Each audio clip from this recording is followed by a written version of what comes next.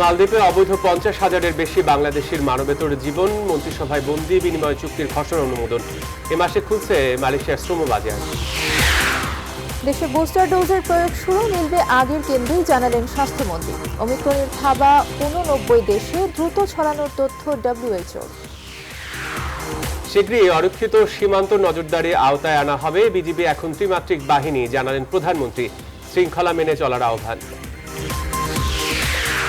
বিএনপির বিজয় র্যালিতে নেত্রীর মুক্তির দাবি। ইসি গঠন নিয়ে রাষ্ট্রপতির সংলাপ শুরু কাল। অংশ না নিলে অস্তিত্ব হারাবে বিএনপি, বলছে আওয়ামী লীগ। দেশ থেকে বছরে পাচার প্রায় 66,000 কোটি টাকা। ব্যবসার পরিবেশ হয়রানিমুক্ত করার তাগিদ বিশেষজ্ঞদের। অর্থ পাচারকারীদের খুঁজছে দুদক। সুপার টাইফুন রাইয়ের প্রভাবে ফিলিপাইনে মৃতের সংখ্যা বেড়ে 75। নিখোঁজদের সন্ধানে চলছে উদ্ধার কাজ। তীব্র খাদ্য ও পানি সংকট। এবং সাফ অনূর্ধ্ব 19 নারী চ্যাম্পিয়নশিপে শ্রীলঙ্কাকে 12 গোলে বাংলাদেশ। নেপালকে 1-0 গোলে হারিয়ে ফাইনালে ভারত।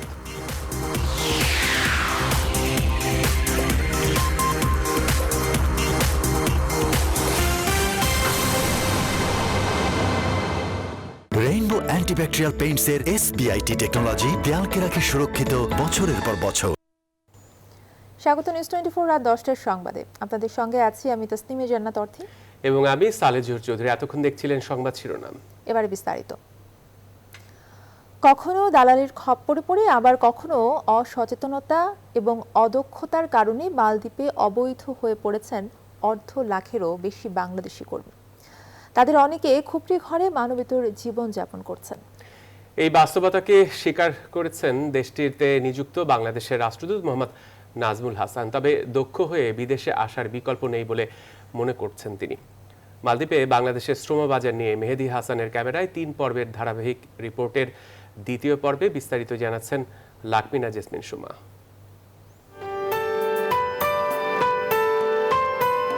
স্বচ্ছ পানিতে যেন রং ঢেলে দিয়েছে কেউ। খেলছে রং বেরঙের মাছ, জলজ প্রাণী। নির্ভয়ে দাঁড়িয়ে শুভ্র পালক পাখি, যেন বিশাল আকৃতির অ্যাকুরিয়াম দিয়ে সাজানো এক প্রকৃতি, যার কোলে গড়ে উঠেছে মালদ্বীপের রাজধানী মালে শহর। শহরের সবচেয়ে ব্যস্ততম পয়েন্ট মাছ বাজার। এখানে বলতে গেলে সবাই বাংলাদেশি, যারা মাছ ধরা শিপে চাকরি করেন অথবা সরাসরি মাছ বাজারে ব্যবসা করেন। তবে এদের বেশিরভাগই অবৈধ। অধিকাংশ আমার বাংলাদেশি ভাইদেরই আকামা ভিসাগুলো নেই। ইন্ডিয়া বলেন, শ্রীলঙ্কা বলেন, অন্যরা আমাদের থেকে 2 গুণ বেশি তাদের বেতন। যাদের নাই কাগজপত্র তারা টোটালি কোনো চিকিৎসা হয় না। এখানকার যারা মারা যায় তাদের জন্য আমরা ভিক্ষা করতে হয়। 4-5 মাস বা 6 মাস জায়গা বেতনই পায় না। পরের গন্তব্য মালে শহরের কিছু গেস্ট হাউস। খুপড়ি ঘরে বাংলাদেশিদের এই মানবেতর জীবনযাপন ক্ষতবিক্ষত করে মালদ্বীপের সৌন্দর্যকে, প্রশ্নবিদ্ধ করে অভিবাসী কর্মীদের মানবাধিকারকেও। একটা মানুষ মনে করেন শুইলে এ ক্ষেত্রে থেকে হে ক্ষেত্রে হইতেই পারে না। চা পোকার কামড়ে এমন কোন লাজ বাকি নাই যে চা পোকা কামড়া না। কি করবো, কারণ আমরা তো মনে করেন জমিন বান্ধা তুই আসছি, লোন লই আসছি, এটা মানিয়ে নিয়ে আমাদেরকে থাকতে হয়, কিছু করার তো নাই। এই বাস্তবতাকে স্বীকার করেন মালদ্বীপে নিযুক্ত বাংলাদেশের হাই কমিশনার মোহাম্মদ নাজমুল হাসান। একটা কোম্পানির হয়তো ক্যাপাসিটি আছে 100 লোককে নিয়োগ করার, তারা 200 লোককে নিয়ে এসেছে। অসাধু কিছু এজেন্সি তারাও এটার সাথে জড়িত ছিল। আমরা কিছু নীতিমালা 2 দেশের মধ্যে সম্মত হয়েছে। উনি কোথায় কোন কাজে আসতেছেন সেটা আমাদের হাই কমিশন ভেরিফাই করবে এবং তাদের সরকারের ministry of economic development verify করবে যে সেই কোম্পানির আসলেই 10টা কোটা আছে কিনা। মালে শহরের একটি রাস্তায় নিয়মিতই বসে কামলা বাজার, যেখান থেকে দিনমজুর হিসেবে কাজে যান বাংলাদেশি শ্রমিকরা। একদিন কাজ না পেলে যেন খাবার জোটানোই দায় তাদের। স্বপ্নের বিদেশ যাত্রা কখনো কখনো কতটা দুঃস্বপ্নের হতে পারে তা মালদ্বীপে কর্মরত কিছু বাংলাদেশিকে দেখলে স্পষ্ট বোঝা যায়। আর এই সংকট মোকাবেলায় দালালের দৌরত্ব কমানো, দূতাবাসের সেবার মান বাড়ানো এবং একই সাথে অভিবাসী কর্মীদের দক্ষ হয়ে বিদেশে আসার বিকল্প নেই বলে মনে করছেন সংশ্লিষ্টরা। লাকমিনা জেসমিন শোভা, নিউজ 24, হলুমালে, মালদ্বীপ। মালদ্বীপে প্রবাসীদের এমন বাস্তবতা মাথায় রেখে দেশটির সাথে বন্দি বিনিময় চুক্তির খসড়া অনুমোদন দেওয়া হয়েছে বলে জানিয়েছে মন্ত্রিপরিষদ সচিব খন্দকার আনোয়ারুল ইসলাম। রোববার সকালে মন্ত্রিসভার বৈঠক শেষে তিনি এই তথ্য জানান। 22 ডিসেম্বর প্রধানমন্ত্রীর মালদ্বীপ সফরে এই চুক্তি নিয়ে আলোচনা হবে বলেও জানান তিনি। নাইমাজিকো রিপোর্ট। প্রধানমন্ত্রীর সভাপতিত্বে অনুষ্ঠিত মন্ত্রিসভার বৈঠক সম্পর্কে অবহিত করতে এই সংবাদ সম্মেলন। মন্ত্রী পরিষদ সচিব খন্দকার আনোয়ারুল ইসলাম জানান, বিভিন্ন অপরাধে মালদ্বীপের কারাগারে 43 জন বাংলাদেশি সাজা কাটছেন, আর বিচারাধীন রয়েছেন আরো 40 জন বাংলাদেশি। সেখানকার কারাগার থেকে তাদের দেশে ফেরাতে বন্দি বিনিময় চুক্তি করতে যাচ্ছে বাংলাদেশ, যার খসড়া অনুমোদনও মন্ত্রিসভার বৈঠকে দেয়া হয়েছে। আর একটা পরিচালনা পর্ষদ এই চুক্তির মাধ্যমে বন্দীদের দেশের কারাগারে স্থানান্তর করা যাবে। একইভাবে বাংলাদেশের কারাগারে দেশটির কেউ বন্দী থাকলে তাদেরও সে দেশে স্থানান্তর করা যাবে বলে মন্ত্রী পরিষদ সচিব জানান। মালদ্বীপে যদি কোনো বাংলাদেশি প্রিজনার থাকে তাহলে মালদ্বীপ বাংলাদেশকে রিকোয়েস্ট করতে পারে যে তুমি তোমার প্রিজনারকে তোমার দেশে নিয়ে যাও। আবার বাংলাদেশে বলতে পারে যে ভাই আমার প্রিজনাররা আছে, এদেরকে আমার দিয়ে দাও। এদিন চিকিৎসা শিক্ষা অ্যাক্রিডিটেশন আইন এবং ইউনানি ও আয়ুর্বেদিক শিক্ষা আইনের নীতিগত অনুমোদনও এই বৈঠকে দেয়া হয়। উন্নত বিশ্বে যদি আমাদের মেডিকেল প্রফেশন বা শিক্ষাকে রিকগনিশন দিতে হয় বা উচ্চ শিক্ষা নিতে হয়, তাহলে একটা অ্যাক্রিডিটেশন বোর্ডের আন্ডারে তাকে স্বীকৃতি গ্রহণ করতে হবে। করোনার বুস্টার ডোজ নিয়েও মন্ত্রিসভায় আলোচনা হয়েছে বলে জানান তিনি। বলেন, সবাইকে কিভাবে বুস্টার ডোজের আওতায় আনা যায় সেই নির্দেশনা দিয়েছেন প্রধানমন্ত্রী শেখ হাসিনা। কিন্তু ক্যাটাগরি হলো নাইম আলচিকো, নিউজ 24, ঢাকা। আর এদিকে পররাষ্ট্রমন্ত্রী একে আব্দুল মোমেন জানিয়েছেন, মালদ্বীপে প্রধানমন্ত্রী শেখ হাসিনা সফরে দ্বিপক্ষীয় বৈঠকে শিক্ষা, স্বাস্থ্য, দক্ষ জনশক্তি প্রেরণ ও ডাবল ট্যাক্সেশন বিষয়সহ 4টি বিষয়ে সমঝোতা স্মারক সই হতে পারে। রবিবার বিকেলে রাজধানীর ফরেন সার্ভিস একাডেমিতে এক ব্রিফিংয়ে পররাষ্ট্রমন্ত্রী আরও জানান, সফরের দ্বিতীয় দিনে প্রধানমন্ত্রীকে গার্ড অফ অনার দেবে দেশটির সরকার। এক প্রশ্নোত্তরে মন্ত্রী বলেন, পাকিস্তানে অনুষ্ঠিতব্য OICর বিশেষ সম্মেলনে যাচ্ছেন না পররাষ্ট্র প্রতিমন্ত্রী শাহরিয়ার আলম। কোভিড আক্রান্তের সংস্পর্শে যাওয়ায় গত 4 দিন ধরে তিনি আইসোলেশনে আছেন বলেও জানিয়েছেন পররাষ্ট্রমন্ত্রী। মালদ্বীপের কোনো প্রিজনার বাংলাদেশে নাই, আর আমাদের ওই দেশে 43 জন প্রিজনার আছে। হ্যাঁ, আর কয়েকটা কেস আছে, বাট এগুলো সফল খেলা। তা আমরা এখানে আজকে এটা আমরা অ্যাপ্রুভ করেছি যে আমরা প্রিজনার এক্সচেঞ্জ করবো, আমরা সব দেশেই করি। So will be doing it. তো তারা ওই দিকে খুব অগ্রসর হয় নাই, বাট উই আর রেডি।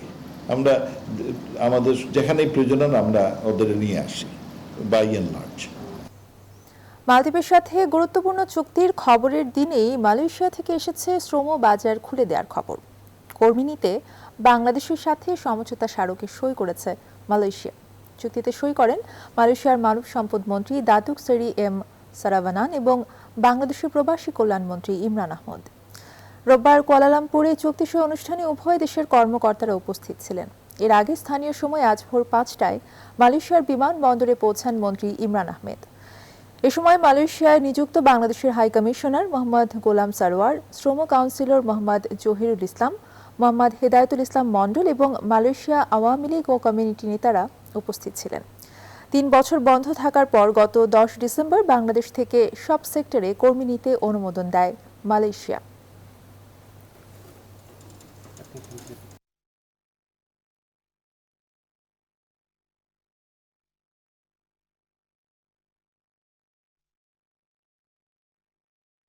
দেশে শুরু হলো করোনা টিকার বুস্টার ডোজের পরীক্ষামূলক প্রয়োগ। রোববার সকালে রাজধানীর BCPS অডিটোরিয়ামে কার্যক্রমের উদ্বোধন করেন স্বাস্থ্যমন্ত্রী জাহিদ মালেক। প্রথম বুস্টার ডোজ নেন দেশের প্রথম করোনা টিকা গ্রহণকারী সেবিকা রুনু কস্টা। স্বাস্থ্যমন্ত্রী জানান, সুরক্ষা অ্যাপ প্রস্তুত হলেই দেশব্যাপী শুরু হবে ফ্রন্ট লাইনার ও ষাটোর্ধ্বদের বুস্টার ডোজ দেওয়ার কাজ। এদিকে ক্রমেই ওমিক্রনের সংক্রমণ বাড়ছে বিশ্বজুড়ে। এখন পর্যন্ত 89টি দেশে করোনার নতুন এই স্ট্রেইন শনাক্ত হয়েছে বলে জানিয়েছে বিশ্ব স্বাস্থ্য সংস্থা। আরও জানাচ্ছেন রিশাদ হাসান। সিনিয়র নার্স রুনু হেরোনিকা কোস্টাকে ফাইজারের টিকা দেওয়ার মাধ্যমে দেশে শুরু হলো করোনা টিকার বুস্টার ডোজের কার্যক্রম।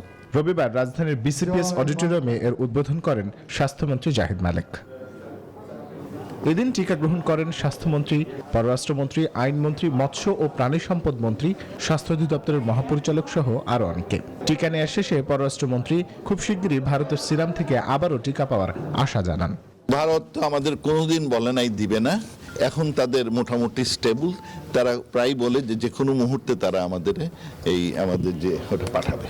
মূলত যাদের টিকার 2 ডোজের মেয়াদ অন্তত 6 মাস পেরিয়েছে তাদেরই দেওয়া হবে বুস্টার ডোজ। স্বাস্থ্যমন্ত্রী জানান, এর পাশাপাশি দেশের টিকা কার্যক্রম চলমান থাকবে।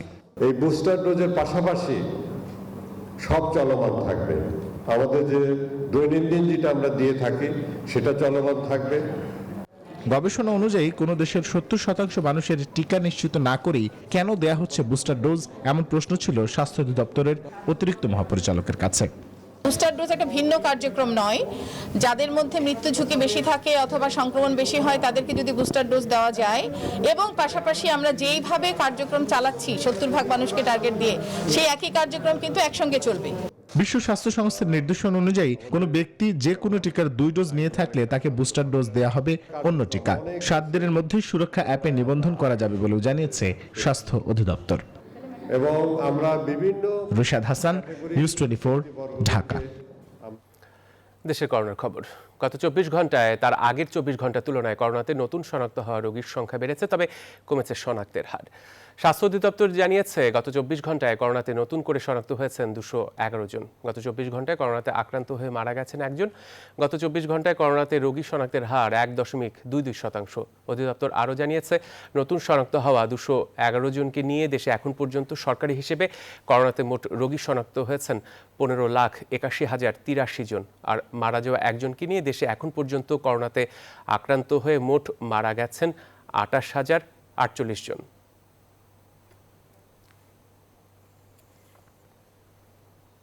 প্রধানমন্ত্রী শেখ হাসিনা বলেছেন, শৃঙ্খলা এবং চেইন অফ কমান্ড সুশৃঙ্খল বাহিনীর মূল চালিকা শক্তি। বিজিবি দিবস উপলক্ষে আয়োজিত কুচকাওয়াজে তিনি সততা এবং নিষ্ঠার সঙ্গে বিজিবির সদস্যদের কাজ করার আহ্বান জানিয়ে বলেন, বাহিনীতে শৃঙ্খলার ব্যত্যয় ঘটলে নিজেদেরই ক্ষতি হয়।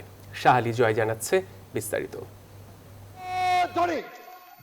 রামগড় ব্যাটালিয়ন নামে 226 বছর আগে শুরু হওয়া বাহিনীটি বর্তমানে দেশের সীমান্তরক্ষী বাহিনী বিজিবি নামে পরিচিত। দীর্ঘ পথ চলায় বাহিনীটির রয়েছে গৌরব আর চড়াই উতরাইয়ের ইতিহাস।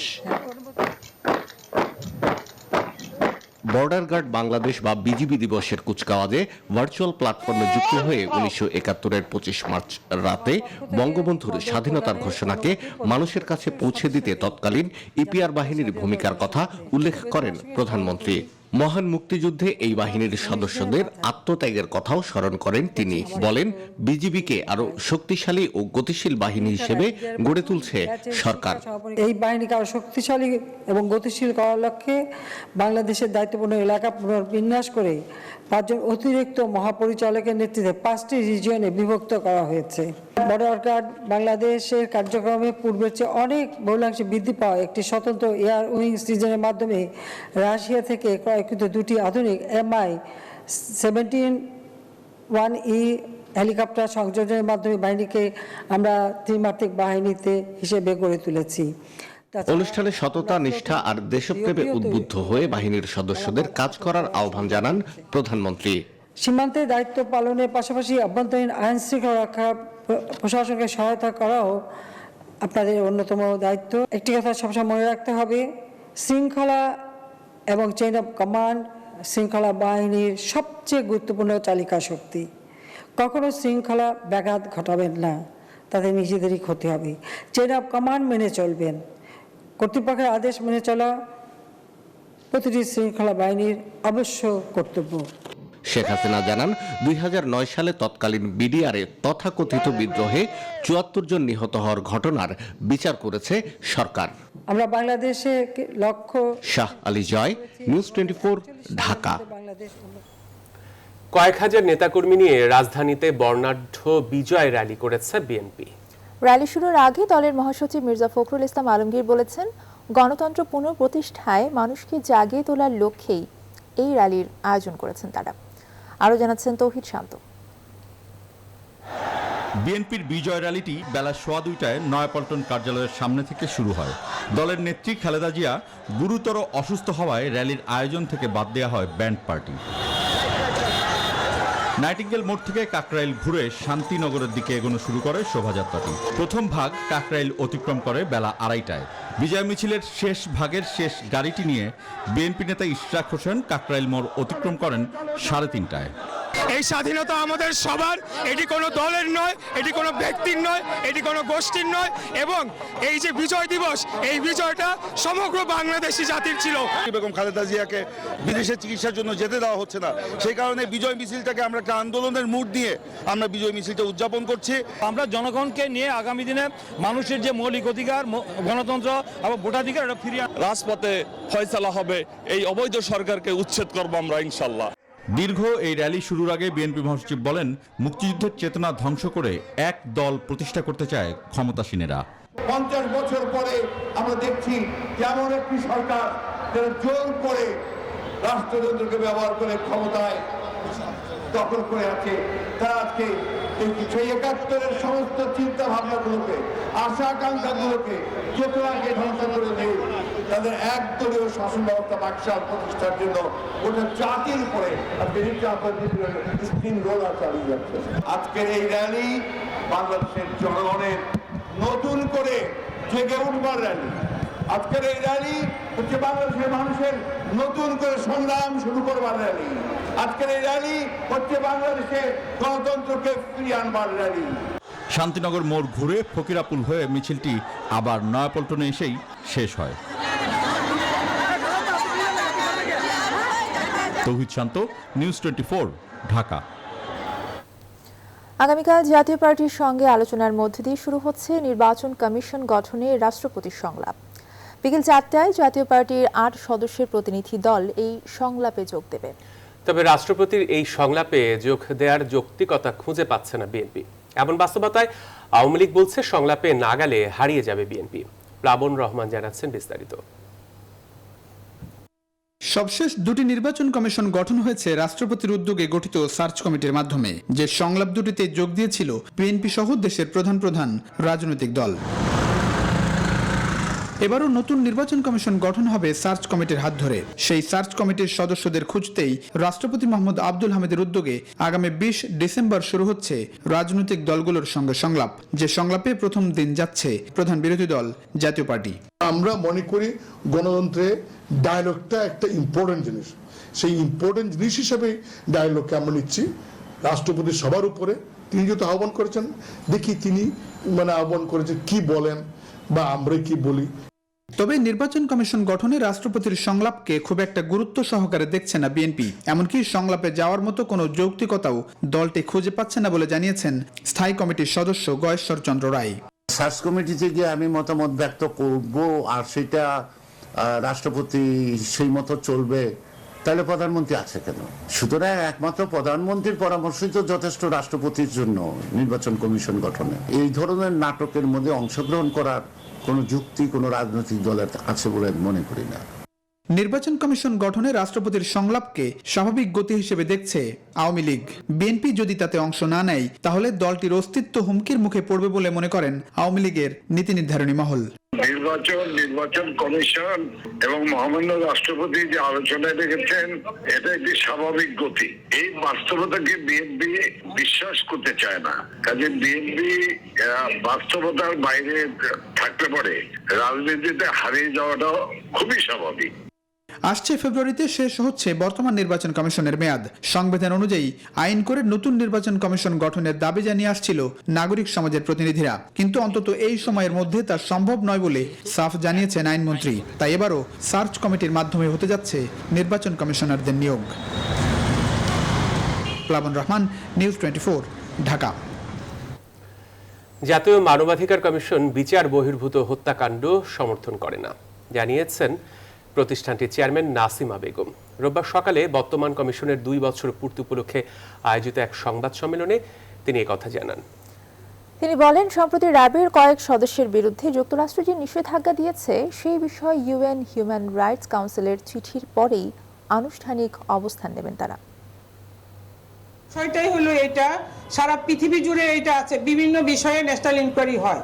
আমরা হয়তো যে আমরা যদি আমাদের ওই প্রভিশনটা আসে, আমরা হয়তো এরপরে যে এক্সট্রা জুডিশিয়াল কিলিং এর যে প্রশ্ন আপনারা করছেন, যে আমরা যদি আইন শৃঙ্খলা বাহিনীর বিরুদ্ধে আমাদের অভিযোগের যে আমরা সংশোধনীটা যেটা চেয়েছি আইনের, সেটা পেলে আমরা হয়তো সেই বিষয়েও আমরা ন্যাশনাল ইনকোয়ারির মতো ইনকোয়ারি করার নিতে পারি, সিদ্ধান্ত নিতে পারি।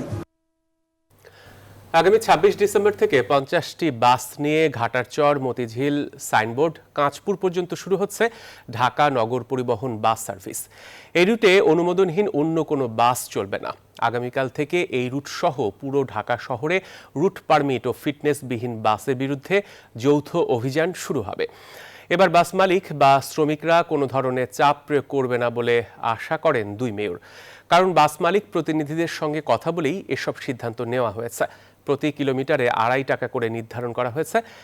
টিকেটিং সিস্টেমে কাটতে হবে বাসের টিকিট। নির্দিষ্ট স্থান ছাড়া এই বাস থামবে না কোথাও। চালক ও হেলপারদের জন্য থাকবে নির্দিষ্ট পোশাক। পর্যায়ক্রমে রাজধানীর সব রুটে এই সার্ভিস চালু করা হবে। আগামীকাল থেকে রুট পারমিট ছাড়া সব বাস ডাম্পিং করা হবে বলেও জানান দক্ষিণের মেয়র।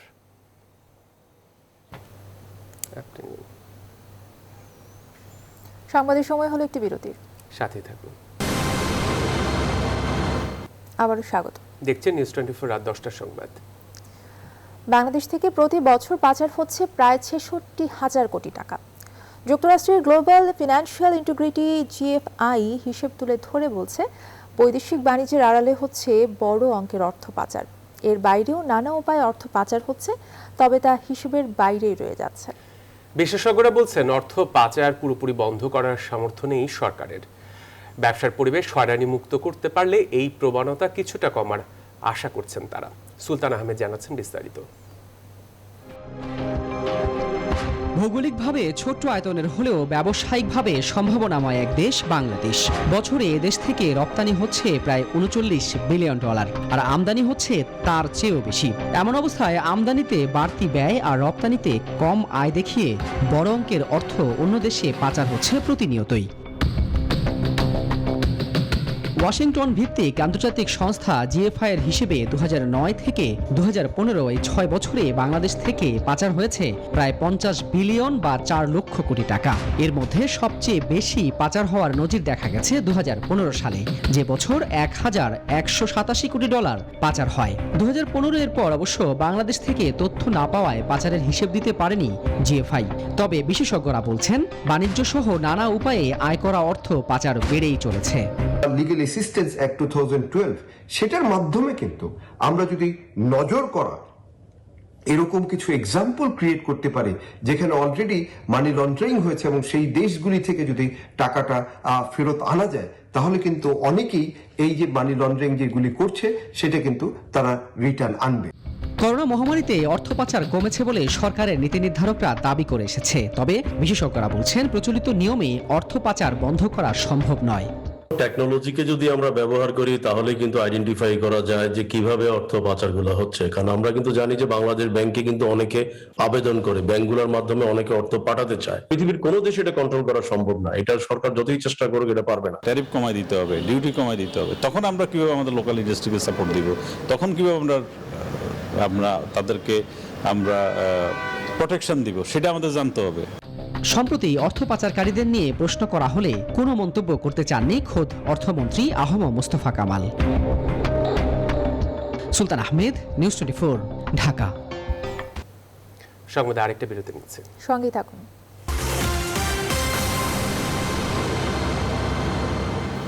আবারও স্বাগত। দেখছেন নিউজ 24 রাত 10টার সংবাদ। লালমনিরহাটের পাটগ্রামে বসুন্ধরা গ্রুপের উদ্যোগে কালের কণ্ঠ শুভ সংঘের আয়োজনে কম্বল বিতরণ করা হয়েছে। সকালে উপজেলার বাউরা আরেফা খাতুন উচ্চ বিদ্যালয় মাঠে শীতার্তদের মাঝে কম্বল বিতরণ করা হয়। শীতের মধ্যে কম্বল পেয়ে খুশি হতদরিদ্ররা। রেজাল করিম মানিকের পাঠানো তথ্যচিত্র নিয়ে দেখুন ডেস্ক রিপোর্ট। প্রতি বছরের মতো এবারও শীতার্ত ও অসহায় মানুষের পাশে এসে দাঁড়িয়েছে দেশের শীর্ষ ব্যবসায়ী গ্রুপ বসুন্ধরা গ্রুপ। বসুন্ধরা গ্রুপের চেয়ারম্যান আহমেদ আকবর সোহানের সহযোগিতায় উত্তরাঞ্চলে গেল কয়েকদিন ধরে শীত বস্ত্র বিতরণ করা হচ্ছে।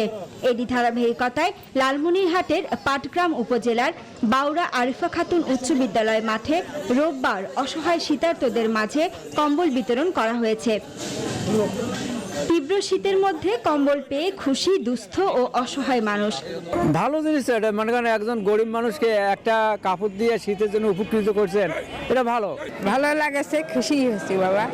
বসুন্ধরা গ্রুপের এমন উদ্যোগে খুশি উপস্থিত অতিথিরা। তারা চান বসুন্ধরা গ্রুপ যেন সবসময় অসহায় মানুষের পাশে থাকে।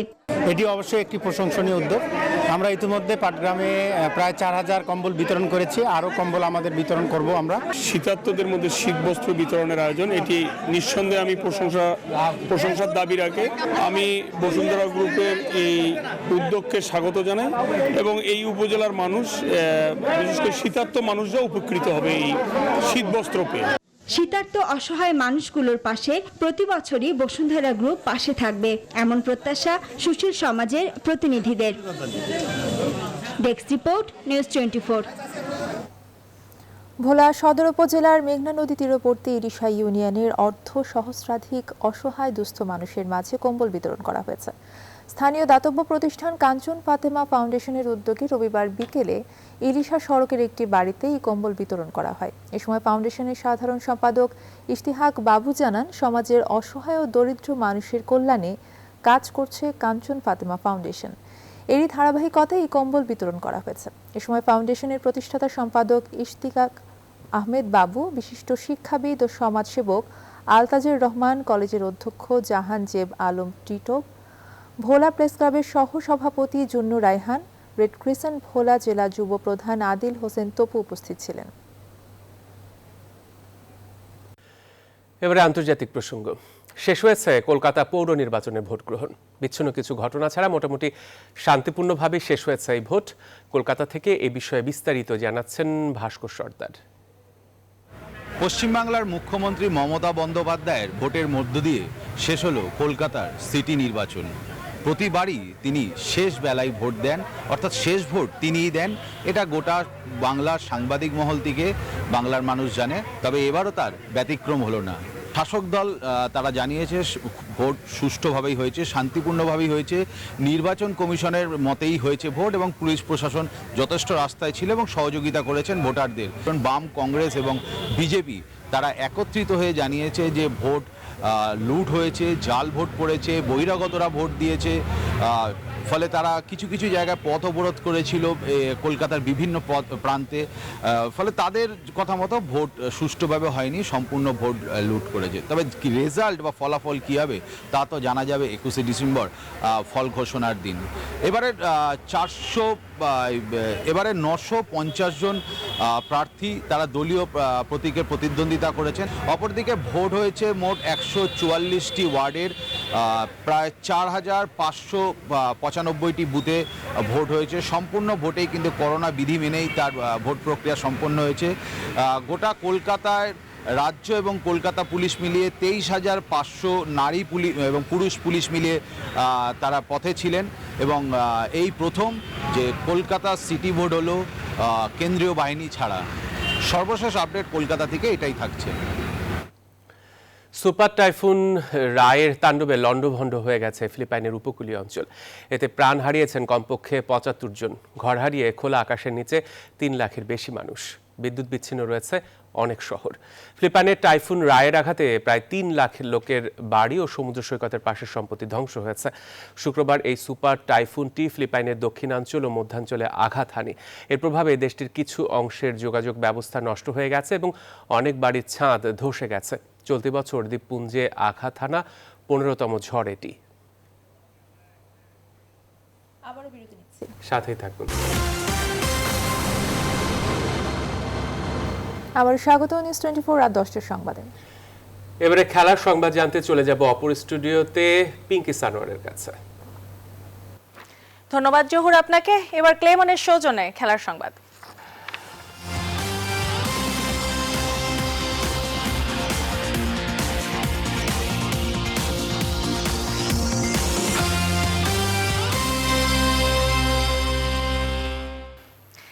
সাফ অনূর্ধ্ব 19 নারী চ্যাম্পিয়নশিপের ফাইনালে যেতে হলে বাংলাদেশের প্রয়োজন ছিল মাত্র 1 পয়েন্ট। তবে ড্র নয়, পুরো 3 পয়েন্ট নিয়ে ফাইনাল নিশ্চিত করেছে স্বাগতিকরা। আগামী 22শে ডিসেম্বর শিরোপার জন্য ভারতের মুখোমুখি হবে বাংলাদেশ। রবিবার রাউন্ড রবিন লিগের শেষ ম্যাচে আফিদা খন্দকার ও শাহেদ আক্তার রিপার হ্যাটট্রিকের সুবাদে শ্রীলঙ্কাকে 12-0 গোলে উড়িয়ে দিয়েছে বাংলাদেশ। মেয়েদের পারফরমেন্সে বেজায় খুশি কোচ গোলাম রাব্বানী ছোটন। 4 ম্যাচে 3 জয় ও 1 ড্রতে 10 পয়েন্ট নিয়ে শীর্ষে বাংলাদেশ। এর আগে দিনের অপর ম্যাচে নেপালকে 1-0 গোলে হারিয়ে ফাইনাল নিশ্চিত করেছে ভারত। ম্যাচের শুরু থেকে আক্রমণাত্মক ফুটবল খেলে উভয় দল। প্রথমার্ধ থেকে গোল শূন্য। দু দলই বেশ কিছু সুযোগ তৈরি করেও কাজে লাগাতে ব্যর্থ হয়। দ্বিতীয়ার্ধের ম্যাচে 67 মিনিটে প্রিয়াঙ্কার গোলে লিড নেয় তারা। শেষে নেপাল আর গোলের দেখা না পেলে জয় নিয়ে মাঠ ছাড়ে 2018 আসরের সেমিফাইনালিস্টরা।